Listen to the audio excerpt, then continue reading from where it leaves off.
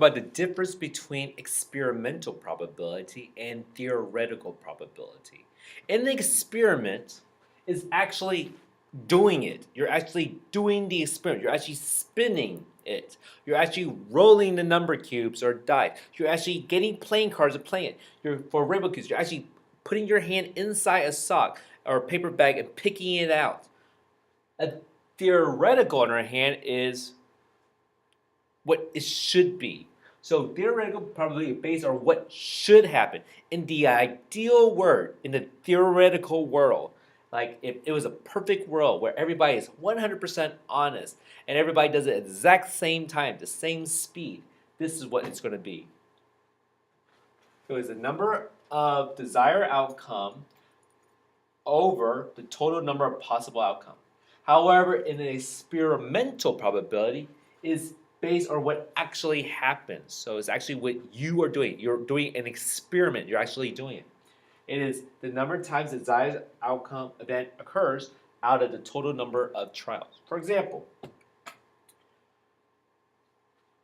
you have two number cubes, and they are rolled 75 times, and a sum of 9 is rolled 10 times. What is the probability of rolling a sum of 9?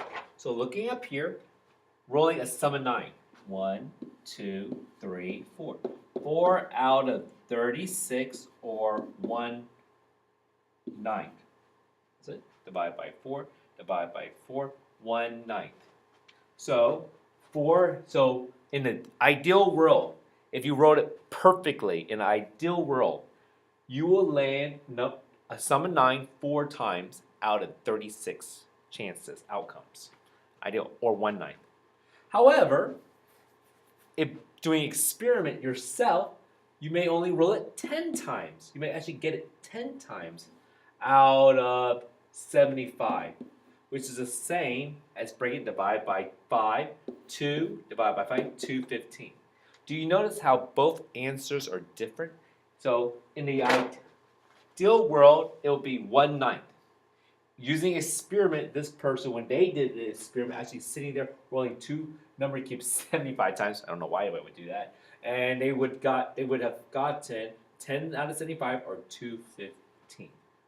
So a sum of 9 is rolled 10 times. All right. Next one. A 4-color spinner is spun 50 times and lands on the color blue 15 times. What is the probability of spinning blue? In the ideal world, how many blues do you see here? 1 out of 4.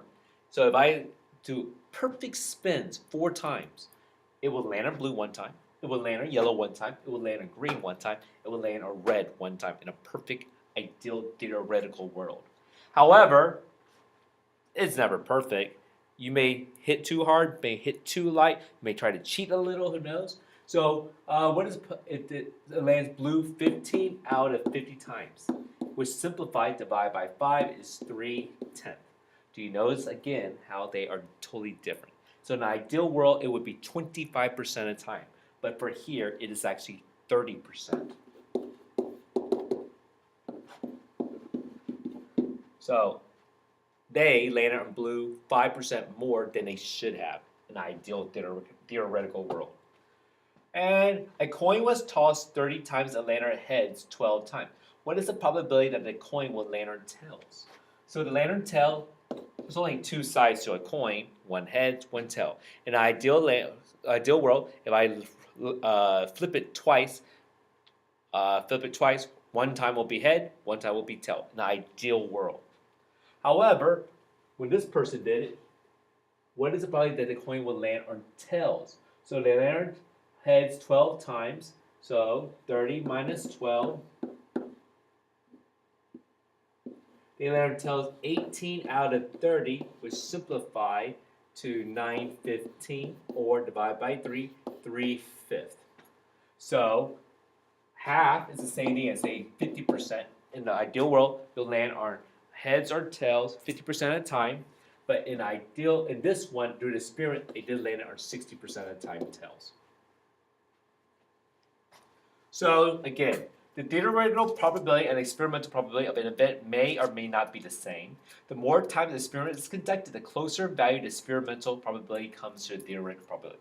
So if I keep flipping, thousands and thousands of times, eventually it will hit 50%. I promise.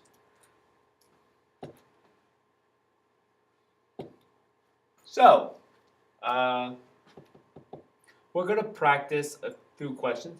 To win a game, you have to toss a coin that lands in the shaded area of the game board below.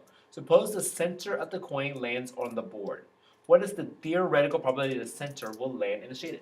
1, 2, 3, 4. 4 out of 1, 2, 3, 4, 5, 6. 1, 2, 3, 4. Out of 36. Or 1, 9. Alright, you planted 250 seeds from a bag. All the seeds grew, and there are 68 marigolds, 94 lycium, 88 poppies, the rest were zinnias. Find the experimental probability of the following. Marigold. There are 68 marigold out of 250. You could break that down to 34 over 125. Zinnias. Ugh. They didn't tell us zinnias. But we know there are 68 marigolds, 94 lycium, 8 poppies. If you add those up, 16, 20, carry the 2, that's 10, 11, 11 plus 6 is 70, 170 flowers. So, but there's 250 in all. Subtract it.